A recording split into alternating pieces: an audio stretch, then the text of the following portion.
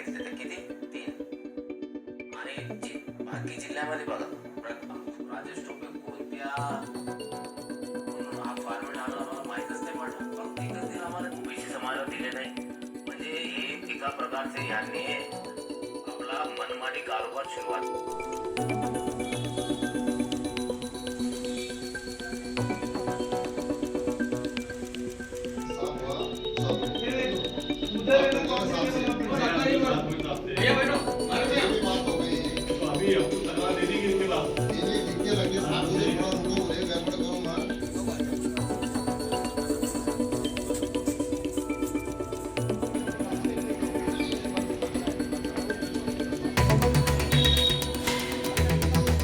कैलासजी गोरंट्याल साहेब यांना आज दुपारी एक इंटरनॅशनलच्या दूरध्वनी म्हणून कॉल आलेला आहे आणि साहेबांना धमकीवजा कॉल आलेला आहे.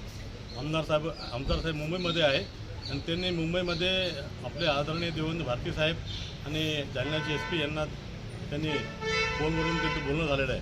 आमदार साहेबांची धमकी आली तर आमदार कैलासजी गोरंट्याल या संदर्भामध्ये मुंबई येथे तक्रार ते दाखल करणार आहेत अशी आमच्या बोलणं झालेलं आहे. याविषयी आमचे विनोद भैया यादव आमचे महावीरजी ढक्का नंदादे पवार यांच्याशीसुद्धा त्यांनी ते बोललेले आहेत.